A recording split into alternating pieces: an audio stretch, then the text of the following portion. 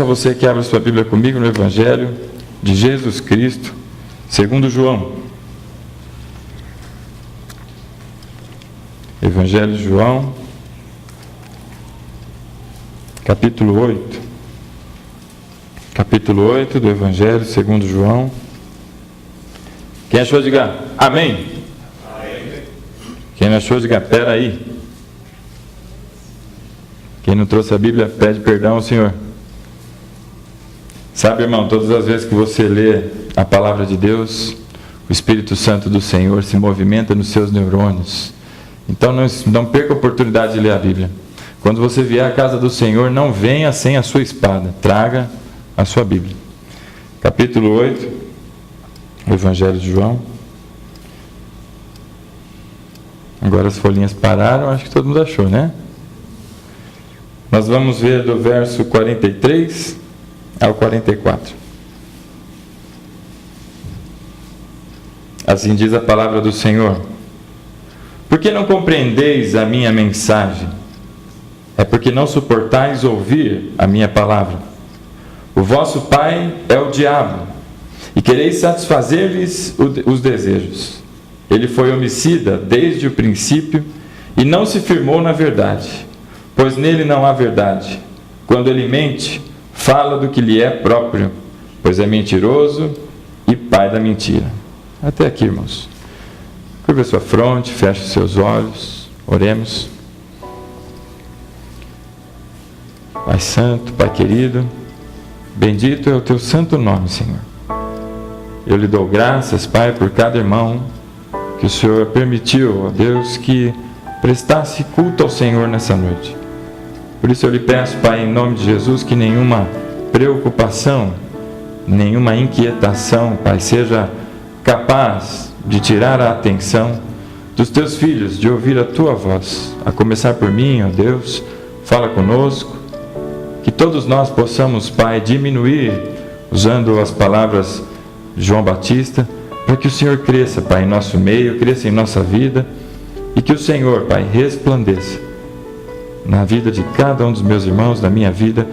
É o que nós pedimos. Fica conosco, Pai, e também te agradecemos, em nome de Jesus. Amém. Glória a Deus, irmãos. O texto que nós lemos aqui no Evangelho de João, no capítulo 8, ele é uma sequência de um momento em que Jesus é convidado, não é, a observar uma mulher pecadora, uma mulher que havia sido pega em adultério, e as pessoas confrontaram Jesus, colocaram ele numa espécie de esquina, num canto, e encurralaram Jesus para que pensasse o que ele diria sobre a lei de Moisés, sobre essa condição.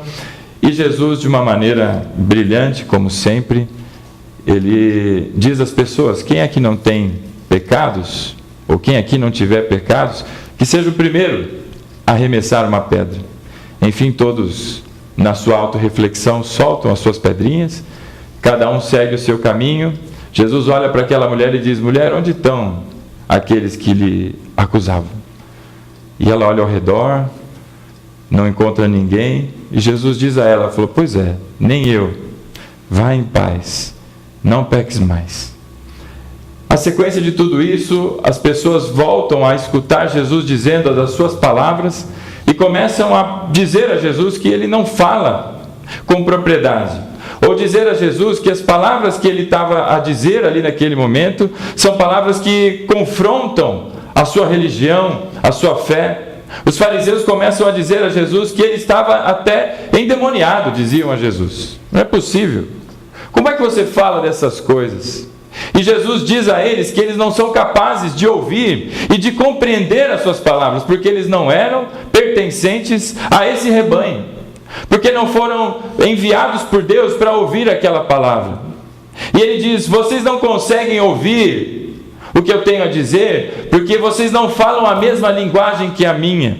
Na minha versão aqui diz: é porque vocês não suportam ouvir a minha palavra. E em sequência, ele diz: vocês não são filhos do meu pai, mas o seu pai é o diabo. E vocês estão muito desejosos de fazer a sua vontade, a vontade do diabo. Porque este Quando fala do que lhe é próprio. Ele mente, e mente por natureza. Ele é mentiroso e pai da mentira. A sequência desse capítulo 8 é bastante interessante para que todos nós leiamos no momento de reflexão, porque há mensagens e palavras muito profundas e importantes de Jesus para nós, não só para aqueles que viveram naquela época, mas para todos nós. Eu trouxe esse tema aqui, meus irmãos, para que falássemos sobre um aspecto importante e que tem minado as fortalezas de muitas famílias. Muitas pessoas têm sofrido muito na sua casa, no seu trabalho, e em vários outros lugares por conta de um aspecto. Não é o único, mas é um que é presente, e muito presente no discurso de muita gente.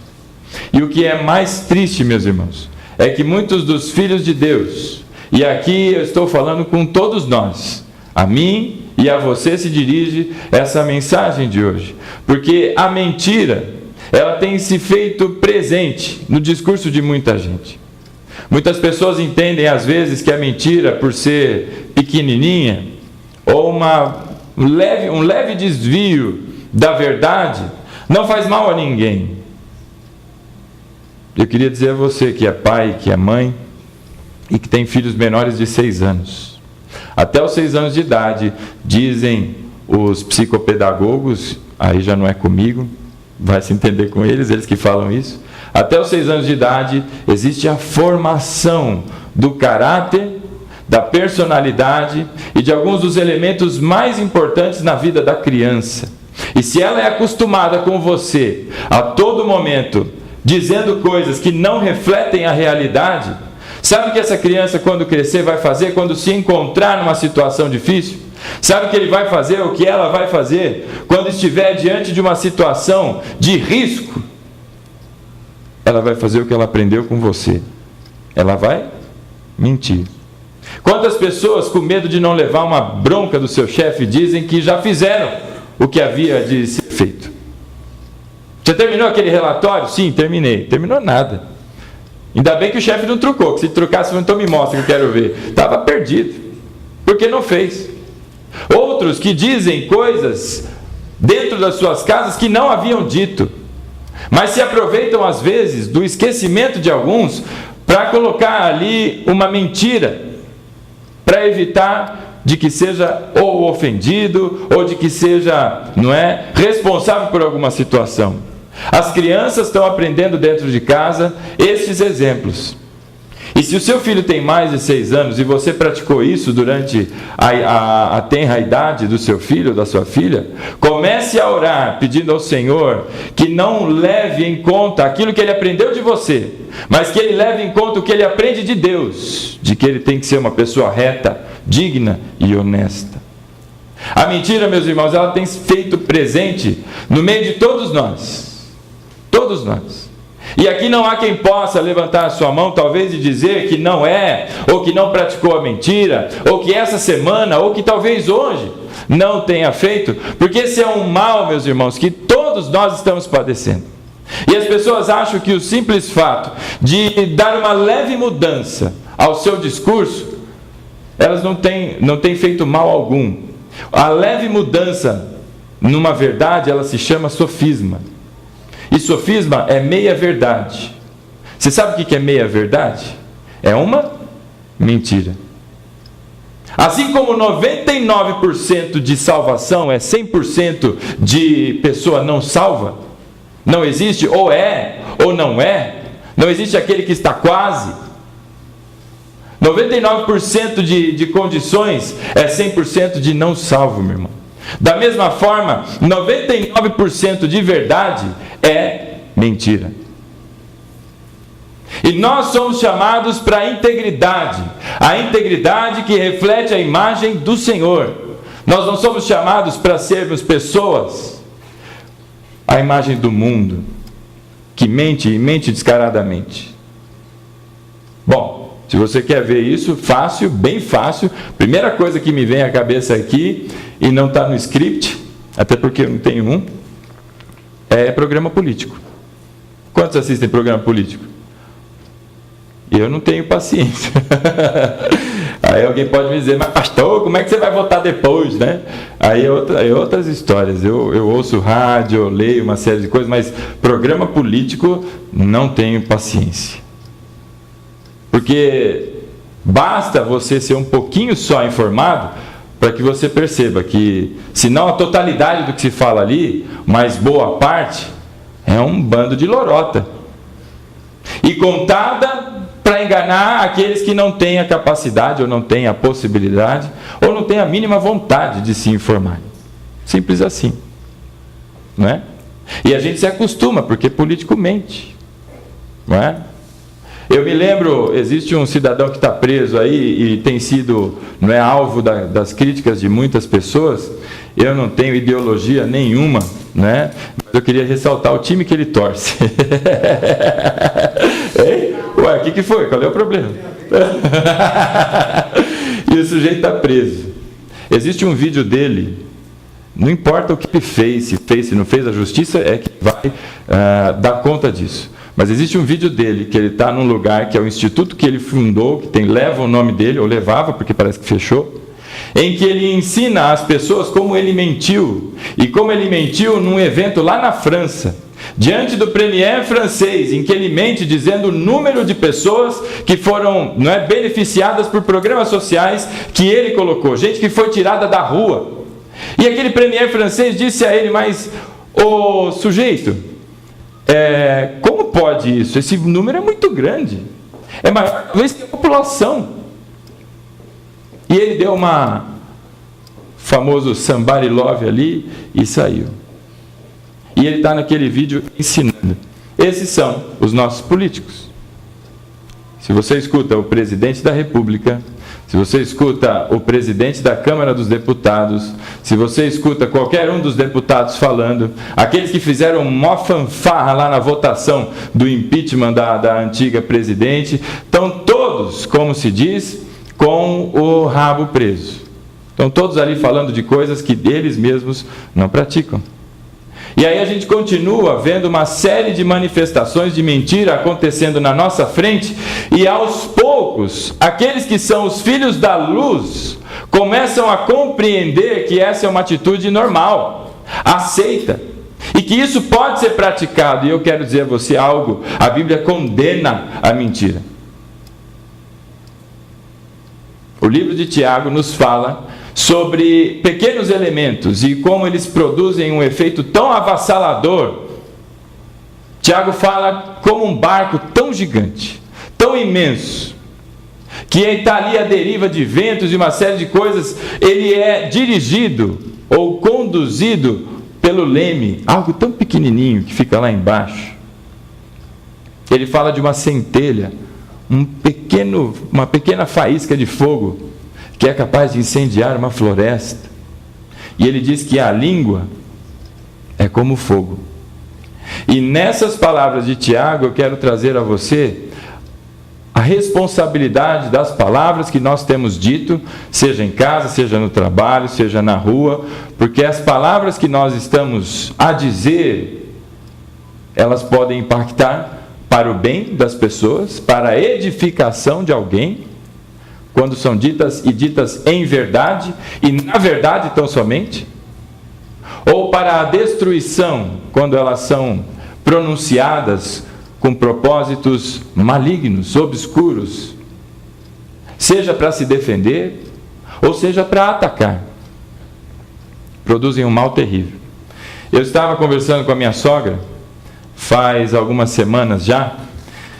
Tem gente que não gosta da sogra, né? Não gosta de conversar com a sogra. Eu estava lá proseando com a minha sogra é boa gente, né? Tá vindo aí para casa, tá vindo de mala, né? Uxa, irmão, ora por mim aí, que eu vou ter que ficar uma semana com a minha sogra em casa, irmão. Ora aí por mim aí. Cadê a Ellen? Tá aí? Não, né? Ah, tá aí? Meu pai. Não, tudo certo. Mas minha sogra, a bênção. E ela me contou uma história que eu não conhecia. E, meus irmãos, é a história mais tétrica, fúnebre, triste, terrível que eu já ouvi. É sobre um pastor. Um belo dia, uma moça no meio da igreja, ela pediu a licença para testemunhar. E ela se levantou, foi até lá, foi dado espaço para ela, ela tomou o microfone, tomou a palavra e começou a dizer aos irmãos: irmãos, e no meio disso, a igreja tinha acabado de concluir a sua escola bíblica e seguia para o início do culto, estava no intervalo entre a escola bíblica e o início do culto. E em seguida, dela tomar a palavra, ela disse aos irmãos: eu preciso confessar os meus pecados. E nesse instante o pastor estava próximo, se preparando para dar início ao culto. E ela disse: irmãos, eu queria dizer aos irmãos que eu sou a amante do pastor. E todo mundo, o quê? E surgiu aquele alvoroço. E o pastor foi até aquela moça para dizer para ela, falou: mas escuta, o que você está falando, moça? E ela virou para ele e falou: não, bem, eu estou fazendo isso para o seu bem, para o meu bem. A gente precisa aliviar a alma, eu preciso contar para todo mundo que nós temos um caso. E ele disse: não, peraí, gente, não, essa moça aqui ela não está passando bem e tudo mais. E aquele alvoroço, acabou que o culto não aconteceu. Aquela mulher, ela saiu, foi para os fundos da igreja. A esposa do pastor foi e acompanhou ela até lá. E ela chegou para a esposa do pastor e disse: escuta, eu precisava contar isso. Eu precisava lhe contar essas coisas porque estava me fazendo muito mal. Nós fizemos tudo muito bem feitinho para que ninguém descobrisse. Mas eu vou lhe dizer algo, disse a esposa do pastor, para você perceber que eu falo a verdade. O pastor tem uma marca de nascença na sua virilha. Na sua genitália existe uma marca de nascença. A mulher do pastor, ela quase caiu para trás. Porque ela e o pastor se casaram virgens. Como que alguém ia saber o que existe na genitália do pastor? Então, para aquela mulher, aquilo tudo acabou, tinha se acabado. Meus irmãos, a coisa foi tão profunda, que aquele pastor perdeu a sua credencial de pastor. É como se houvesse sido exonerado. A esposa o abandonou, porque não conseguiu lidar com a traição, ou a suposta traição. Ela o abandonou e seguiu a sua vida. Ele perdeu a sua profissão, ele perdeu a sua família, ele perdeu os seus filhos, porque nenhum deles queria mais olhar para a sua face, ou como nós diríamos, né, olhar para a sua cara. Muitos anos se passaram, 20 anos se passaram, e o presidente da organização daquela igreja, em que todos eles comungavam, foi chamado. Disseram: olha, pastor, tem uma senhora de idade avançada, já com os cabelinhos brancos, que está à beira da morte, e ela quer falar com um pastor, mas não pode ser qualquer pastor, tem que ser o presidente. E então o presidente foi até lá, atendeu o chamado. Quando chegou lá, aquela senhora, ela tinha câncer, já estava em fase terminal, e ela chegou para ele e falou: olha, eu preciso lhe contar uma coisa. Talvez o senhor se lembre de um caso assim assado, de um pastor que perdeu a sua profissão, e enfim, eu sou aquela mulher que foi lá dizer que era amante dele. Eu, porque estou chegando à beira da morte, percebi o que eu cometi, o meu erro. E eu queria dizer ao senhor que era tudo mentira. E eu contei uma mentira.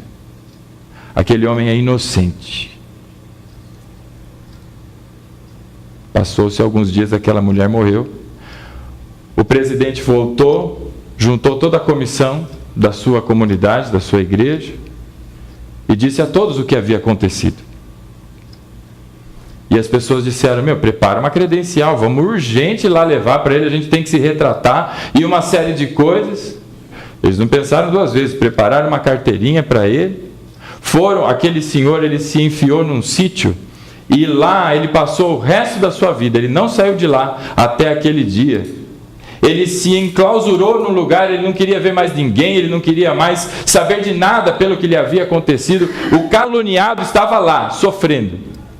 E aí chegou lá o presidente, com um monte de outros pastores, com o conselho da comunidade, uma série de coisas, e foram até lá.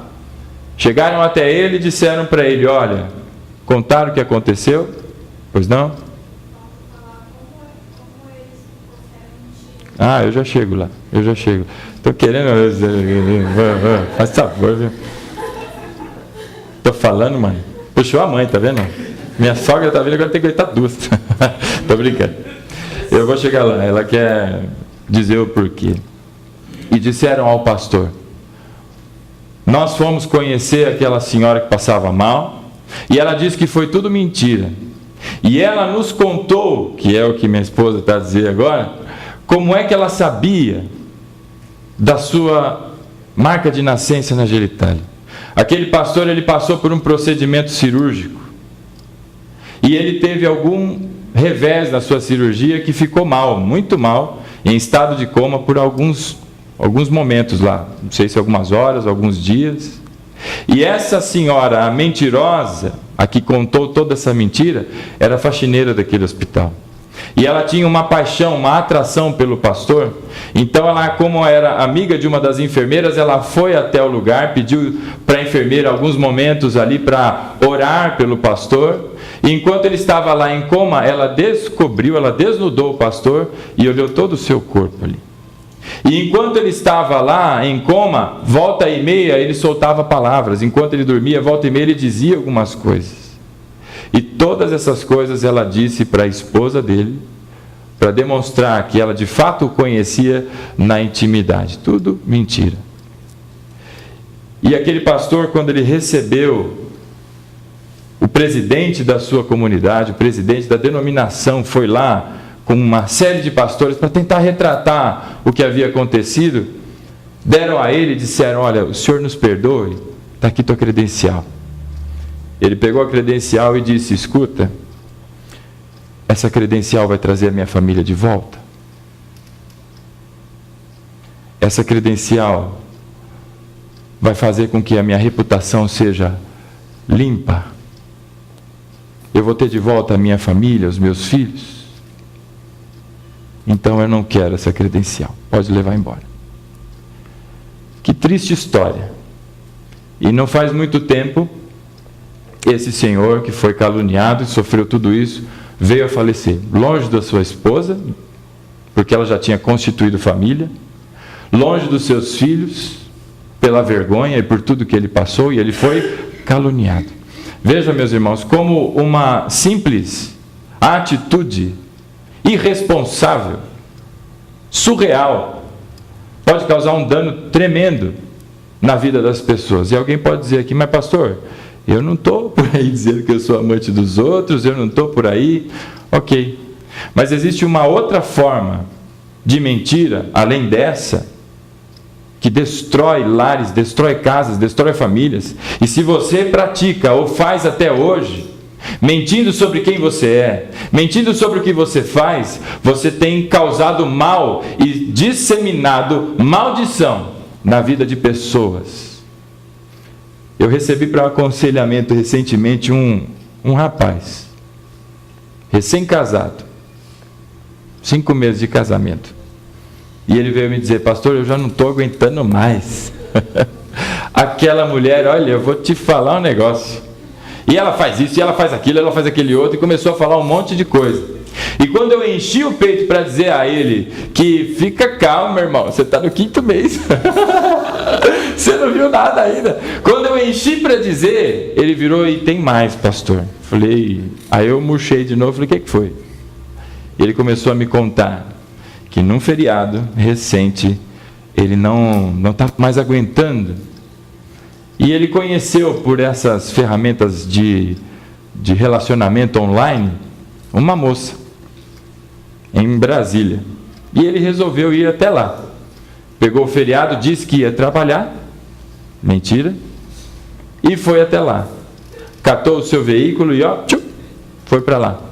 Chegando lá, para surpresa dele, a moça era cristã. E serva de Deus, firme. Ela olhou para ele bem nos olhos e disse assim: você gostou de mim? Então nós dois vamos orar, porque Deus vai responder. Se Deus abençoar e der a direção, nós vamos começar o cortejo. Moça bem... eu não sei nem se ela existe de verdade, né? Porque hoje em dia o negócio está feio, né? Mas ele não sabia onde colocar o focinho dele. Porque ele estava lá mentindo, ele não disse para ela que ele era casado, ele tinha sacado a sua aliança e estava lá, dizendo também que era crente para né, as conversas e tudo mais. E quando ela disse isso, acabou o final de semana dele. Ele já não tinha mais como fazer nada. Voltou, não contou nem para ela que ele era casado e não contou nem para a esposa que tinha feito aquilo. E estava vivendo uma angústia terrível, porque aquilo começou a fermentar e aquilo começou a crescer dentro dele, até a hora que ele veio falar comigo. E ele veio conversar comigo: o que eu faço? Largo ela e vou para Brasília? E eu disse para ele, falei: não, amigão, se você veio aqui ouvir a palavra de Deus, não tem nada do que você quer fazer. Primeira coisa que você vai fazer, a primeira, você vai ligar para essa moça, porque ela está lá orando por você. Você vai ligar para ela e vai contar detalhe por detalhe de quem você é, de como você fez e do porquê você fez. Primeira coisa que você vai fazer.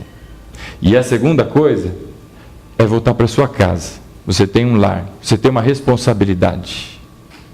A continuidade das coisas que vão pela frente, você e a sua esposa, é um outro assunto, que nós falaremos em seguida, mas nós vamos resolver esse problema primeiro.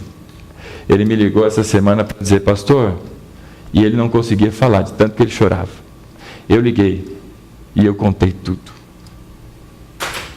E ele me disse as coisas que ele ouviu dela. Que moça educada, viu? Porque eu teria dito outras coisas. E ele sentiu o gosto amargo pelo que ele fez. E agora está numa outra fase. Sabe qual a fase? O outro ponto sobre a mentira que eu queria comentar aqui. A mentira, ela tem duas formas. Quando ela é dita e quando ela é omitida. Sabe, meus irmãos, é mais ou menos assim. Imagina você, eu tenho aqui a palavra nas mãos que é capaz de mudar a vida de pessoas.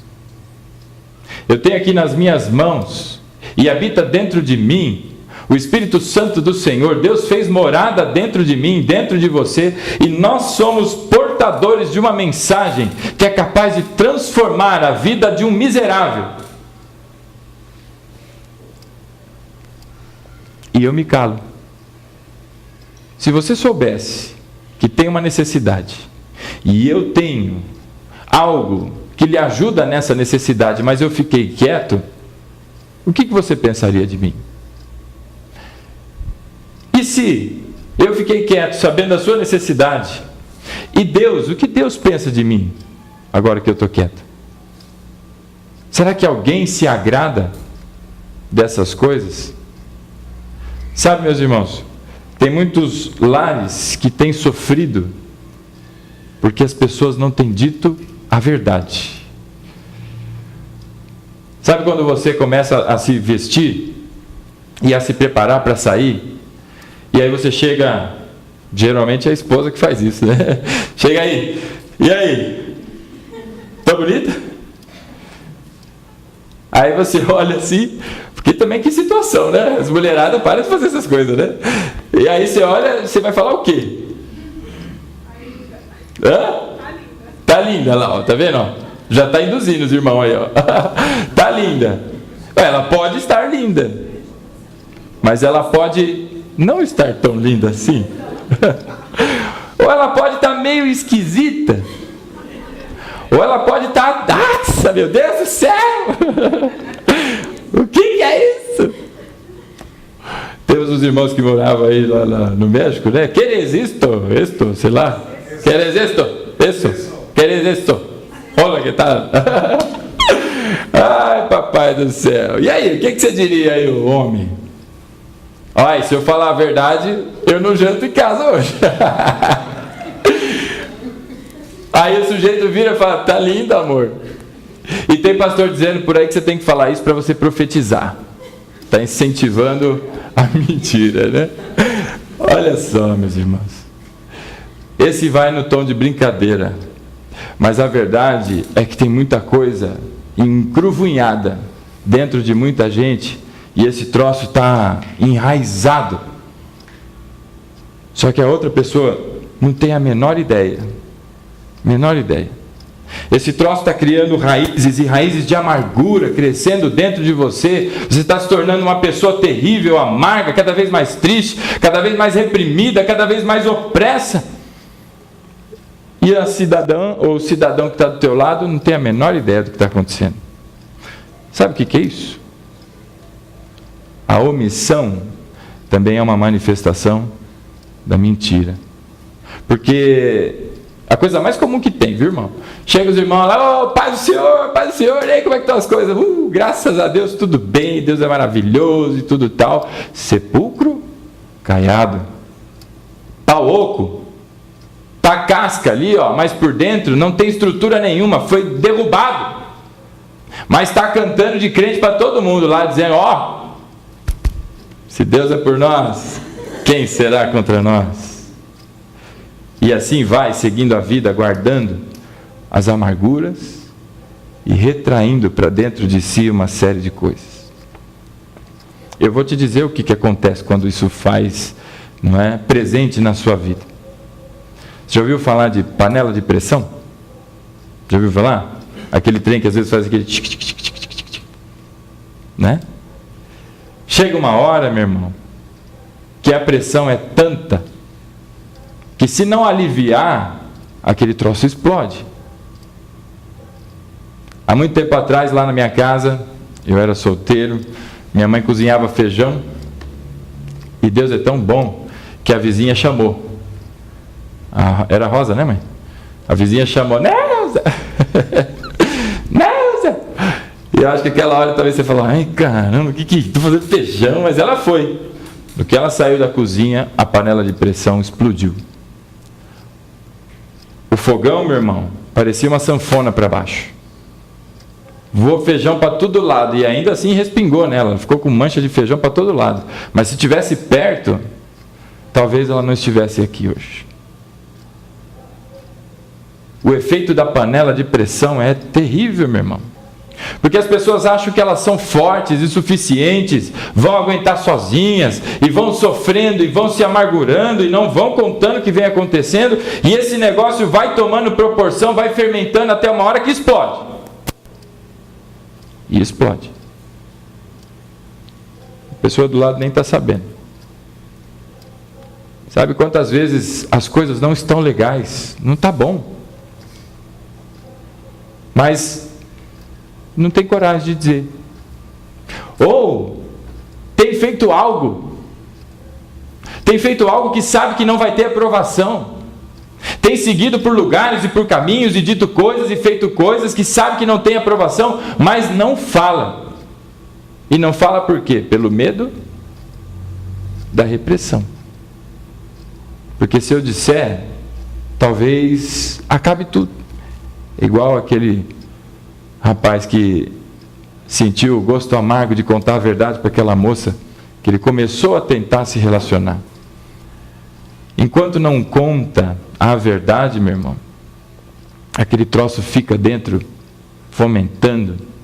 E é uma mentira que depois precisa de outra mentira, porque já começou a não fazer sentido, aí precisa de álibi, aí precisa de um monte de coisa, e quando vê, a rede das mentiras é tão grande, que uma hora ou outra, é como se diz por aí, né, no dito popular, que a mentira tem perna curta. Para alguns eu acho que ela é curta, mas o curta dela é longo, porque tem um tempo por aí. Mas chega uma hora em que esses negócios não funcionam mais. Sabe por quê? Se você é filho de Deus, se você é filha de Deus, existe alguém que olha todas as coisas. Existem olhos que estão em todos os lugares, são os olhos do Senhor, meu irmão. A Bíblia diz, o salmista dizendo, aonde é que eu vou fazer a minha morada? Onde que eu vou esconder? Se eu for lá no mais profundo, se eu for no alto, se eu for para o lado, não há lugar que eu me esconda do Senhor. Os olhos de Deus estão em todos os lugares. E há um momento, meu irmão, em que aquilo que é oculto se coloca sobre a luz e a luz do Senhor. E quando isso acontece, é um processo muito dolorido. Deus é capaz de lhe acordar de madrugada para fazer com que você faça coisas que você não está habituado a fazer, mas para descobrir toda uma trama mentirosa, toda uma traição, porque toda mentira, tudo que é feito aos ocultos, é uma traição, é uma manifestação de traição. Para que tudo isso seja descoberto, porque é filho de Deus, e Deus não quer ver você caminhando por caminhos tortuosos, mas Deus o quer na sua luz. E que vergonha quando isso acontece. Eu tenho um amigo, aí alguém pode pensar, pô pastor, toda vez que fala de um amigo, de um primo, alguma coisa, está falando dos outros, mas está falando do senhor, né? Não, não é, esse é um amigo mesmo. Eu tenho um amigo, meu irmão, que ele, por algum motivo, ele cansou da esposa. E eu encorajo você, homem, você, mulher, a pensar, porque o casamento ele não é um troço fácil, não. Né? Tem que perseverar, tem que semear a boa semente. Mas ele chegou uma hora em que ele cansou. E o inimigo, meu irmão, o diabo, tem gente que tem medo de falar a verdade. O diabo, seus demônios, toda a casta maligna, tem se levantado para destruir você, tem se levantado para destruir a tua família, meu irmão. E não pense você, ou não seja você inocente, achando que você está isento das coisas, porque o mal tem rondado. A Bíblia diz que ele é como um leão rugindo ao derredor, esperando a oportunidade para tragar. E nas piores horas da vida da gente, eu vou falar como homem aqui, quando você briga com a tua esposa, talvez para a mulher seja a mesma coisa, aparece uma lambisgoia. Aparece. Claro que aparece. E não vem sem dente, torta, de cabelo funhanhado com a camisa do vereador, não. Ela vem bem arrumadinha. Não vem de qualquer jeito, não. Né? E assim foi na vida desse meu amigo. E eles começaram um relacionamento pela internet. Essa internet tem que tomar cuidado, viu, meu irmão? Ela, ao mesmo tempo que ajuda o progresso, ela também ajuda a destruição. E ali eles começaram a se relacionar, e aquela coisa, aquele vucu-vucu, né? E tal, e quando se perceberam já estavam falando de coisas mais íntimas, e dali a pouco estavam usando a webcam, né? Usando ali a sua câmera, para uma hora ou outra, né? Pôr o ombrinho de fora, outra hora pôr não sei o que de fora e tudo mais. Até que uma hora, meu irmão, de uma simples amizade colorida, aquele troço avançou o sinal. E ele fazia isso, sabe o quê? E que horas? De madrugada, é lógico. Uai, está todo mundo dormindo, ele dá aquela escapadinha de leve, montava as coisas lá longe, e sempre atento, e fazia tudo isso. Pois é. Foi um dia, foram 2 dias, 3 dias, 4 dias, 5 dias, mas Deus, meu irmão, nunca deixou de olhar para mim e para você, lembre-se sempre disso. E ele é filho de Deus, assim como nós somos. Louvado seja o Senhor pela vida dele. Até que um dia Deus cutucou o coração dele e falou: ei, você sabe que não é certo o que você está fazendo. Abandona isso. O que ele fez? Veio me procurar. Nós conversamos e, enfim, eu tenho uma amizade muito grande com ele, então eu dei uns chacoalhões nele, bem mais fortes do que eu daria para algumas outras pessoas. E ele falou: não, pode deixar, eu vou abandonar isso, Palavras soltas ao vento. Não abandonou nada. Sabe o que aconteceu? Passou dia, tudo de novo. E assim foi, entre altos e baixos, porque tinha momentos em que ele estava super feliz com essa relação extraconjugal que ele tinha hora que ele já não aguentava mais, ele queria abandonar porque sabia que estava fazendo errado, tinha hora que ele falava que se dane, que está errado mesmo, eu não aguento mais essa lambisgoia aqui, ele vai para cá e vai para lá, até que um dia, de madrugada, fazendo lá as coisas que ele fazia de madrugada, não é? Já desnudo, a mulher dele acordou. E quando ele ouviu o barulho, saiu tudo voando para cima, puxa as cuecas, puxa as calças, e vai bate o computador. E ela: o que você está fazendo acordado? Estava, sei lá o que ele falou. Vamos para a cama dormir? Vamos. Isso foram deitar e dormir. todos os dias que ele fazia isso, veja a problemática da mentira. Todos os dias que ele fazia isso, ele tinha que ir lá no computador dele, apagar todo o histórico do que ele fez, limpar cookies, limpar textos, limpar um monte de coisa, garantir, quase formatar a máquina, para que ninguém percebesse o que ele estava fazendo. Naquela madrugada, pelo susto que ele levou, ele não teve tempo e nem se lembrou. Na manhã seguinte, ela acordou primeiro e foi usar o computador para fazer alguma pesquisa lá. Quando ela abriu o computador, ela deu de cara com todas as porcarias que ele estava fazendo. Porque Deus está olhando todas as coisas. Deus olhou para ela e ela não sabia de nada. E Deus mostrou. Porque Deus bota a luz, meu irmão, tudo que está escuro. Não pensa você, filho de Deus, que vai andar por lugares tortuosos e escuros e isso vai ficar passado às desapercebidas, porque Deus não é nem favorável a nada disso, e Deus levanta a sua luz sobre todas essas coisas. E ali aquela mulher viu aquilo lá, ela já tem um perfil meio de Vera Verão, né? Meio, epa! Ela falou, o que é isso? Ela já fez um barraco, armou uma situação, e foi um forfé, meu irmão, um forfé. E aí ele me ligou, pediu para a gente conversar. Fomos conversar. E eu me segurei, meu irmão, eu dirigia segurando o volante da caminhonete que eu tinha na altura lá, e eu dirigia dizendo assim, Deus, eu não vou falar nada, Deus, eu não vou falar nada, Deus, eu não vou falar nada. E ele entrou de óculos, um óculos grande para esconder, porque ele estava com o rosto deformado de tanto chorar, e eu lá, Deus, eu não vou falar nada, Deus, eu não vou falar nada. E aí eu falei, e aí, tudo bem? Ele, e eu não vou falar nada, eu não aguentei 15 minutos, meu irmão. Eu falei pra você que ia dar isso aí eu já descasquei ele lá, já falei um monte. Falei, você tá vendo só? Ele, o que foi que eu fiz? Aí, aquela história. Porque a hora que a casa cai, meu irmão, o lamento serve para alguma coisa? Serve ficar agora se lamentando e chorando? Arrependa-se e muda o caminho. Não espera chegar a uma situação como essa. Não deixa a mentira prosperar, porque ela causa danos e danos nocivos à família, à estrutura de confiança que se tem, seja aonde for. Não pode deixar prosperar. E ele virou para mim, e agora o que vai ser? Porque ela me ameaçou de nunca mais deixar me ver meus filhos e tudo mais. E eu disse para ele, falei, tá vendo só? Deus é capaz de reconstruir a sua casa, mas antes Deus vai reconstruir você.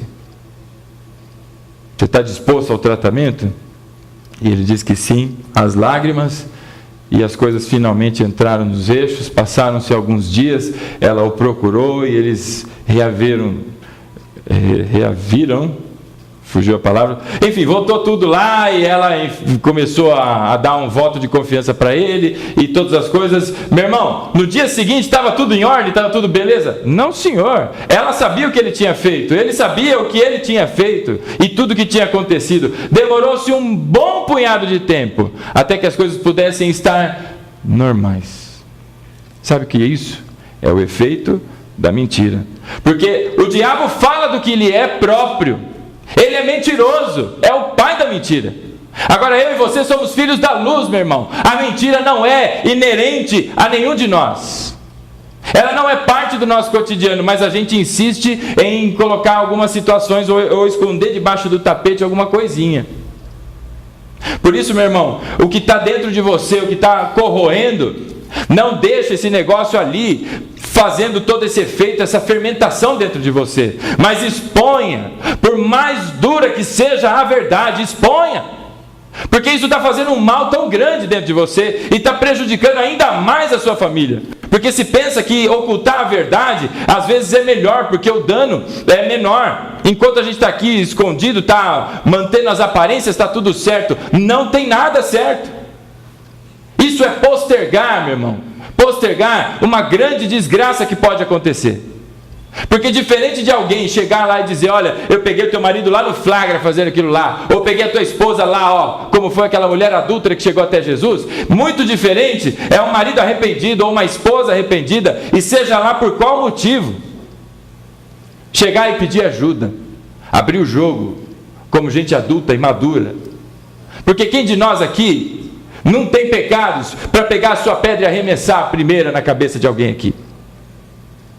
Quem de aqui tem essa condição? Porque se tiver, meu irmão, vai ser transladado, vai ser arrebatado, vai ser levado embora a carruagem de fogo. Vá! Porque você não merece estar aqui. Todos nós temos falhas.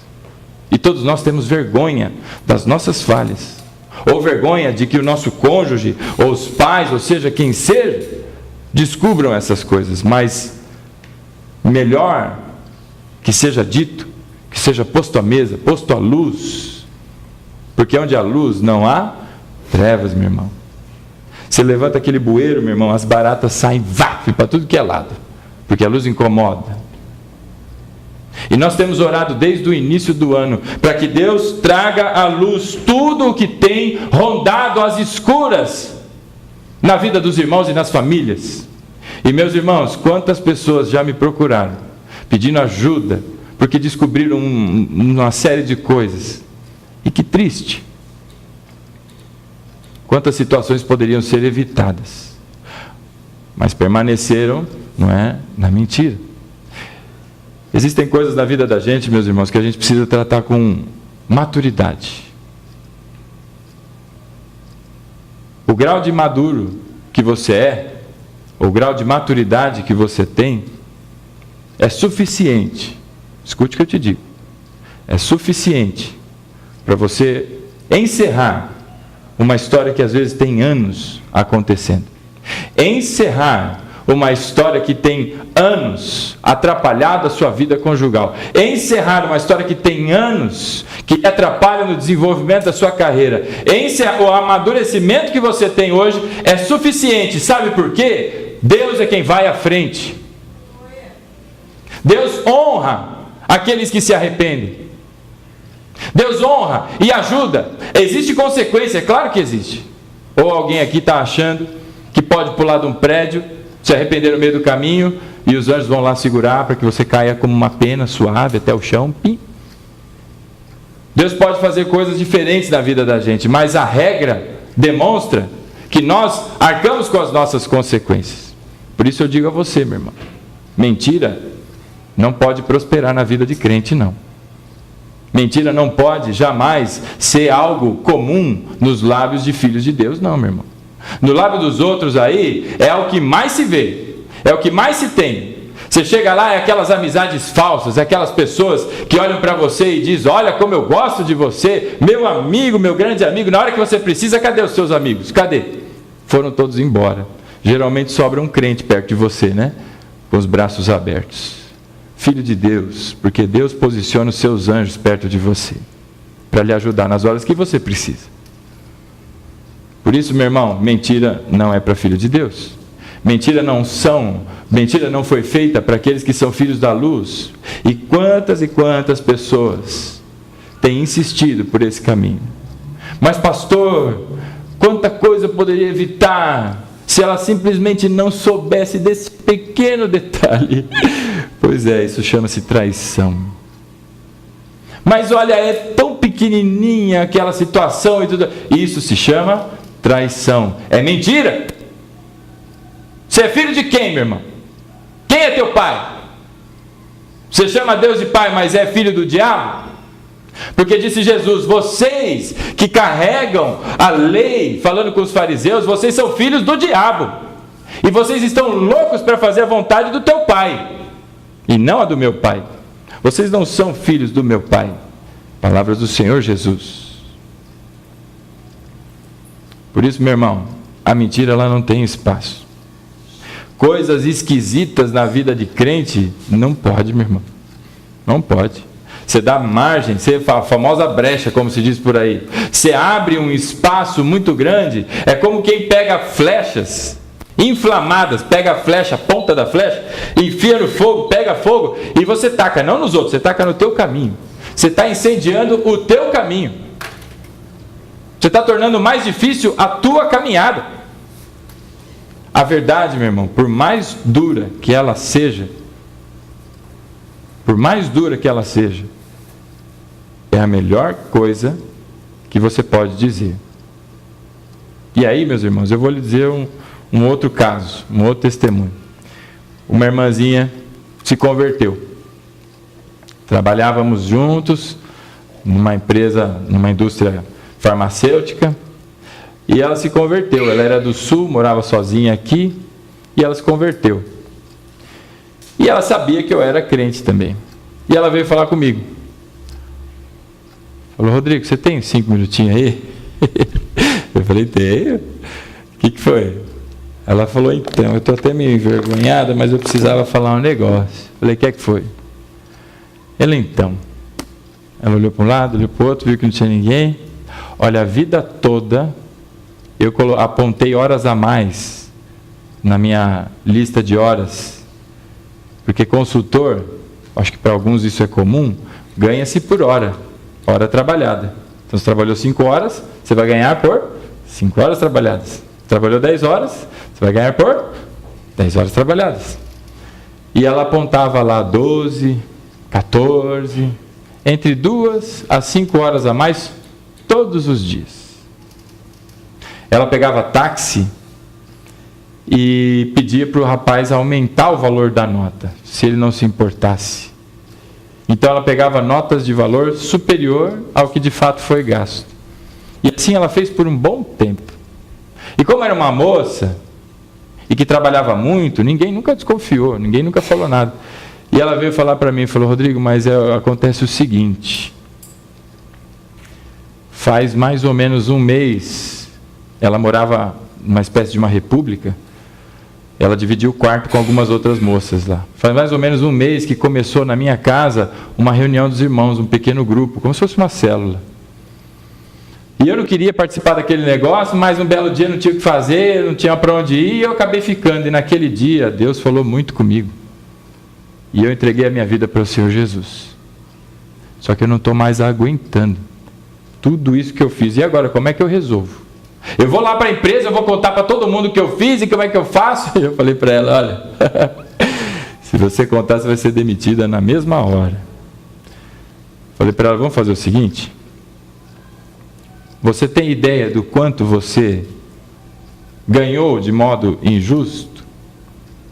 Ela falou assim: eu acho que eu tenho, eu consigo fazer uma conta. Eu falei: então soma tudo isso primeiro e começa a entender num calendário de trabalho como é que você restitui à empresa com trabalho tudo o que você fez. Porque ela já tinha gastado dinheiro, não tinha aquele dinheiro e tudo mais.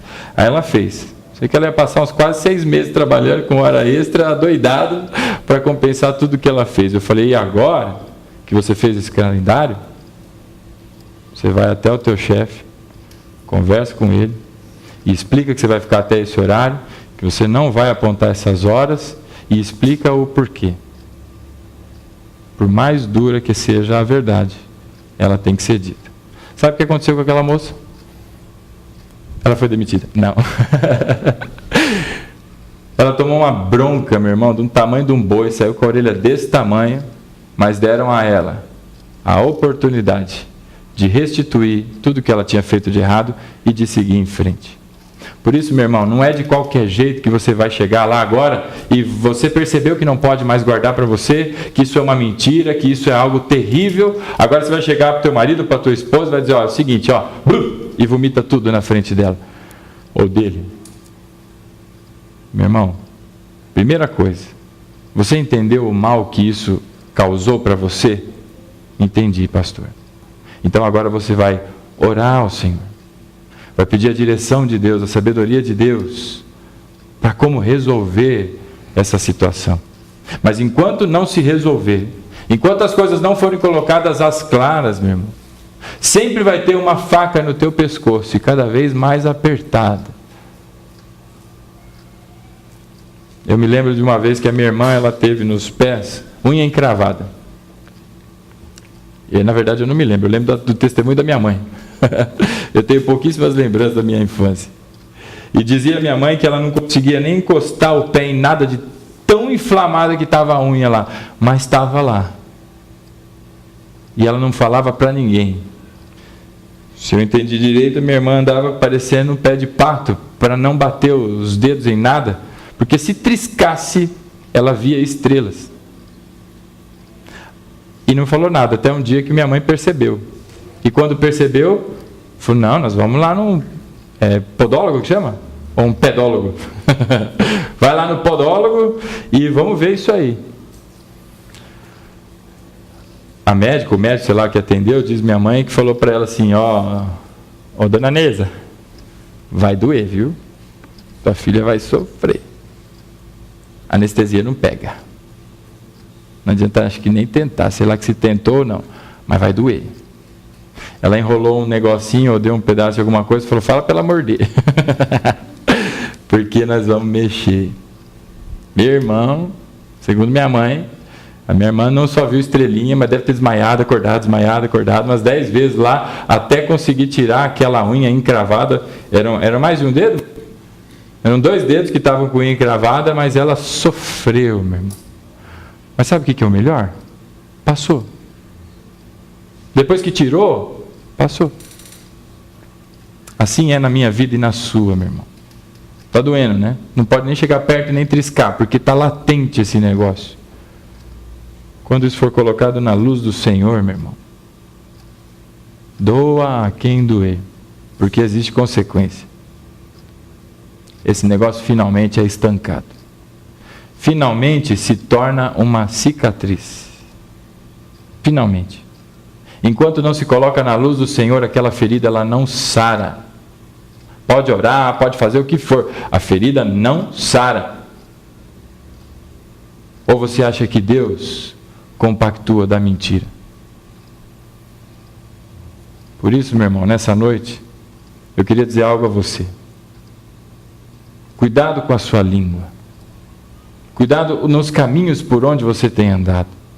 Se você sabe e percebe que é reprovável, não avance. Se você sabe que não vai ter aprovação na sua casa, se você sabe que isso vai lhe trazer mal, se você sabe que vai trazer mal à sua família, não avance.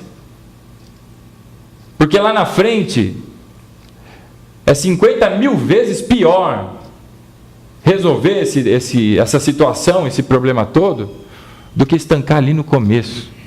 Jesus disse que não é o fato de você consumir o ato que há o adultério, mas o simples fato de olhar e maquinar na sua cabeça, você já cometeu adultério. Você não encostou na moça, você não encostou no homem, você não beijou, você não abraçou, não fez nada, não falou I love you e nem nada, mas o simples fato de maquinar na cabeça, o adultério já foi consumado.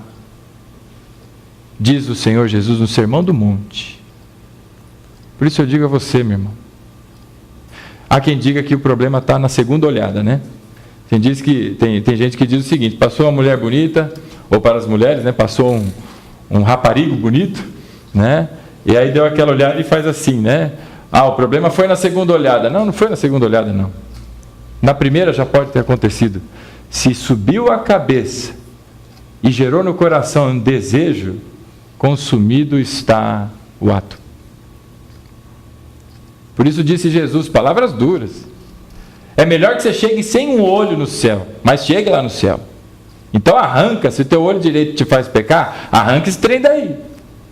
É mais fácil você chegar lá aleijado, sem uma mão, porque se a tua mão direita ou a esquerda lhe faz pecar, arranca, porque é melhor chegar ao céu, do que manter as mãos e os olhos e não chegar lá.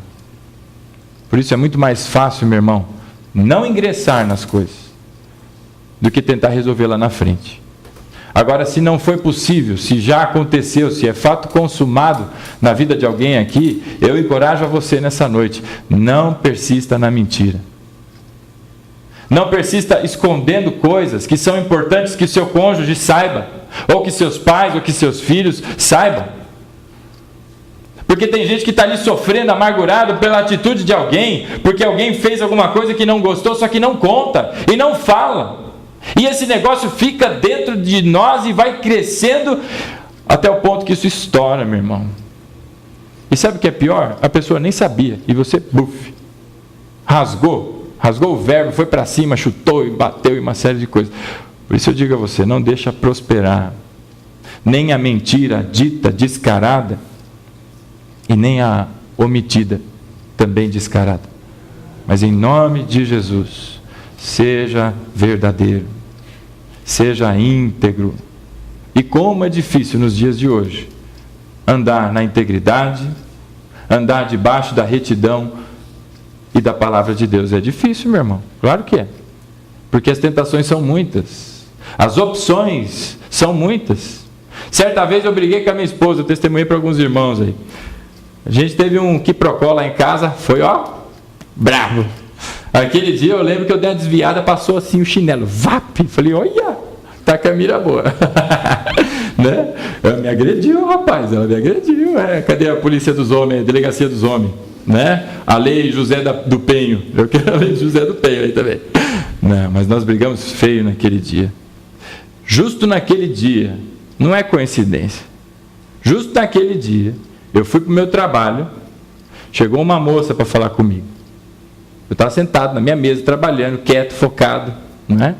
E quando eu estou no meu trabalho, eu não costumo, eu tenho dificuldade de foco, então eu dou um jeito. Se é fone de ouvido, se é alguma coisa, para eu manter o meu foco ali. Justo naquele dia veio a lambisgoia. Sempre tem uma lambisgoia ou um lambisgoia, irmão. Sempre tem. O diabo é muito previsível em algumas coisas, e é óbvio. E sabe o que é pior? A gente às vezes cai nas mesmas coisas, na mesma ciladinha. Aí veio a doida lá. Moça bonita, alta, toda, né, emperequetada lá. Ela veio assim para mim: o senhor que é o Rodrigo Aguiar? Aí, que foi?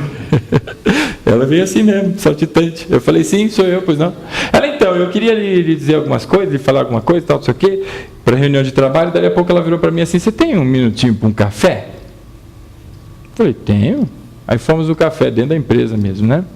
Ela falou, olha, eu preciso lhe contar uma coisa. Eu tive um sonho, e olha, isso está me martelando, eu preciso contar para você. Eu falei, o que foi, né? Aí eu até brinquei, falei, tomara que seja um sonho bom, né?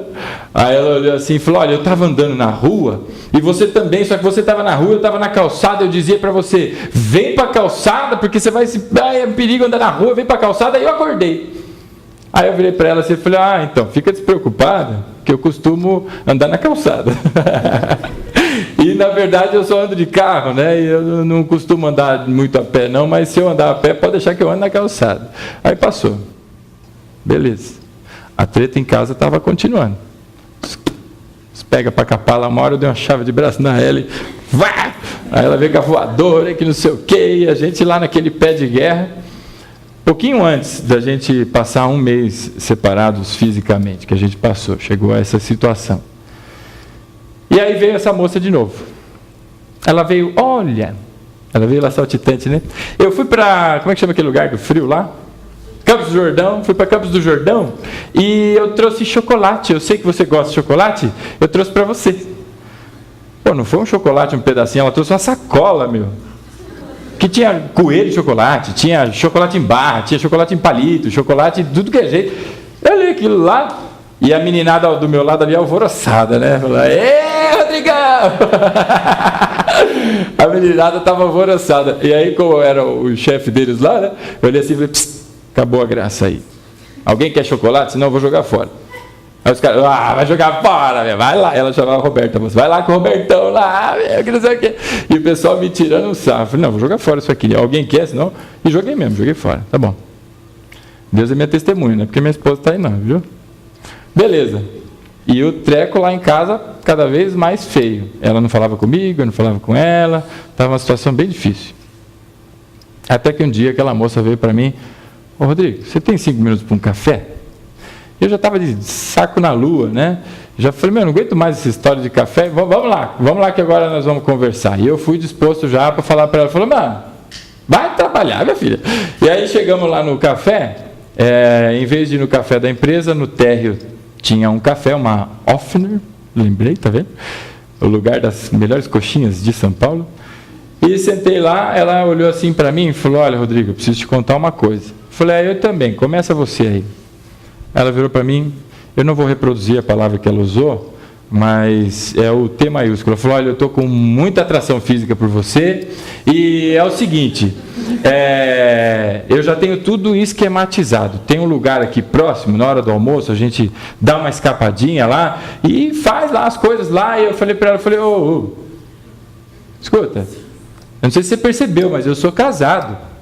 Ela falou, não tem problema, não quero compromisso, eu não quero nada demais. Eu falei, não, você não está entendendo.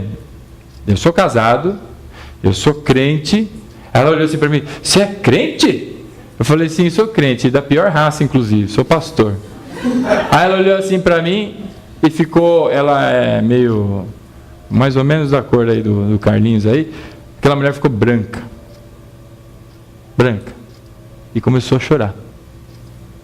Aí eu olhei assim e falei, uai, agora eu não entendi mais nada, porque era a hora que era a minha vez de dar as voadoras dela lá, fala, vai trabalhar, que negócio é esse, se valoriza aí, fazendo essas coisas, coisa feia. E ela virou assim e começou a dizer para mim, falou, eu também sou evangélica. Eu disse, o quê? Ela falou, eu também sou evangélica. E ela começou a contar a situação da vida dela, estava desviada e uma série de coisas, e de uma proposta indecente aquilo virou um lugar de aconselhamento. Começamos a conversar, oramos juntos e ela seguiu, ela tinha uma série de dificuldades e problemas e ela seguiu a vida dela lá.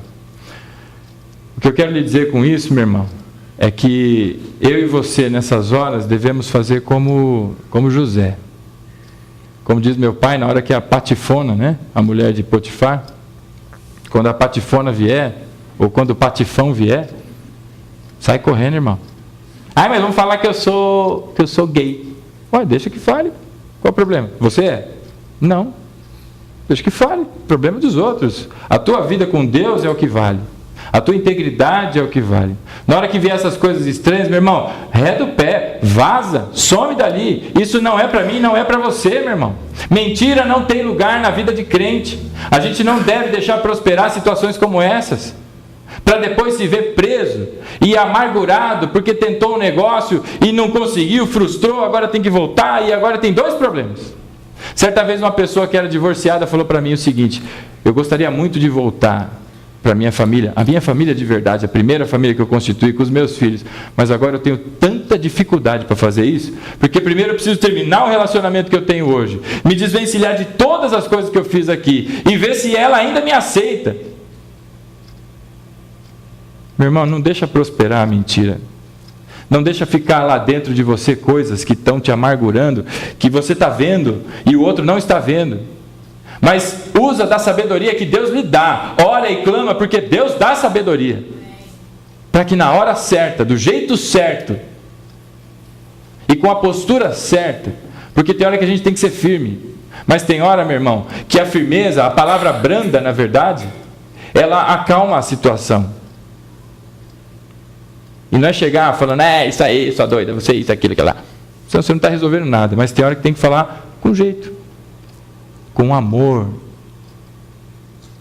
para que as coisas, meu irmão, comecem a serem reconstruídas. Porque tem muita gente orando para restabelecimento, para restituição, para uma série de coisas, mas não larga a mentira. Tem uma série de pessoas orando e clamando ao Senhor para que mude, para que transforme, mas dentro de si não arranca ou não deixa ser tratado por Deus para arrancar as raízes de amargura, e aquele troço fica fermentando e borbulhando dentro de si. Por isso eu digo a você nessa noite, deixa a luz de Deus entrar na sua vida, em todos os cantos dela. Não existe quarto da bagunça que Deus não entre. Não existe quartinho ou cômodo da vida da gente que Deus não pode entrar. É lá que Deus tem que entrar. Então deixe você ser tratado pelo Senhor, para que na hora certa, da maneira certa, as coisas sejam colocadas na luz. Para encerrar, eu assisti um filme que dizia sobre a história de um homem, trabalhador comum, eu não lembro o nome do filme, senão eu dizia, trabalhador comum, e ele pegava todos os dias metrô para ir trabalhar. Chegava lá no trabalho dele, trabalhava, terminava o trabalho, pegava o metrô, voltava para casa. Em casa o negócio estava esquisito, ele tinha uma filha que era muito doente e precisava de um tratamento que era muito caro, e eles estavam acumulando dinheiro para conseguir pagar o tratamento da filha. Então o cara estava muito frustrado, porque ele não tinha um bom trabalho, ele achava que o salário não era suficiente, não estava satisfeito com a esposa, e as coisas estavam indo, e essa era a vida dele. Só que ele nunca contou para a mulher. Pois é, um belo dia, encostou do lado dele uma mulher. A atriz era a Jennifer Aniston. Ah, chique, Aniston. E ela começou a puxar papinho, aquele negócio, sorrisinho para um lado, sorrisinho para o outro, e vai e volta todo santo dia, até que uma hora, resumindo o filme, eles finalmente decidem seguir para um motel para consumir o ato lá. E quando eles estão lá no alvoroço, que na hora que vai dar aquela pegada na mulher mesmo lá, entra um bandido dentro do quarto, dá um murro nele, bate nela, e ele fica desesperado porque a mulher está batendo nela, e o cara armado falou: fica quieto aí, doidão. E finge que está estuprando a outra moça, porque eles na verdade são bandidos, como é que é? São comparsas. Esses termos bandidológicos eu não entendo, né? Eles são comparsas ali. E aí o cara acorda meio desnorteado, o que aconteceu e tal, e meio sangrando ali, e aí ele vê a mulher toda lá fingindo que estava sofrendo e tal, porque foi estuprada e que não sei o que lá, não sei o que lá. Beleza. Passa-se um tempo, o bandido ameaça ele, liga para ele e diz: olha, é o seguinte, amigão, sou eu, lembra de mim? O cara: ai, pelo amor de Deus, vamos aqui. E ele, tá aqui, mostrou várias fotos dele, várias, dele com aquela mulher, em situações não comuns, né? Se beijando, se passando a mão, não sei o que e tudo mais. Ele falou: tá vendo isso aqui, eu vou colocar tudo isso aqui na mão da sua esposa, ou você me dá, sei lá, X mil dólares. E o cara falou: mas eu não tenho esse dinheiro, então tua esposa vai receber isso aqui, E aí o cara faz um sacrifício e paga aquele dinheiro. Ele não tinha dinheiro, ele acumulava dinheiro para tratamento da sua filha doente. E ele arrancou de lá daquela reserva e pagou o homem, mas não contou para a esposa. Passou um tempo, o bandido voltou, falou: então, dinheiro acabou, amigão, eu preciso de mais. O cara falou: você está louco? Não, agora a quantia dobrou, eu quero tanto, senão tua esposa vai receber todas as fotos aqui, E assim foi, até uma hora que ele pediu uma quantia que era surreal e ele não tinha condições de fazer isso. Aí finalmente aquele ator no filme, é uma história, tomou a atitude correta, chamou a esposa, contou tudo o que aconteceu, e eles simularam uma situação em que o bandido ia lá contar para a esposa lá, e quando contou, ela olhou para ele e falou: eu já estava sabendo, amigão. Sabe por quê? Desarmou a escuridão. Quando você conta a verdade, quando você segue a vida na verdade, você desarma a escuridão. Não tem mais a faca no pescoço, não tem mais o que esconder. Por isso eu digo a você nessa noite, meu irmão, em nome de Jesus, o diabo fala do que lhe é próprio, ele é mentiroso e é o pai da mentira, mas nós somos filhos da luz, pertencentes ao Deus Todo-Poderoso, e na nossa vida não deve haver espaço para nenhum tipo de situação como essa.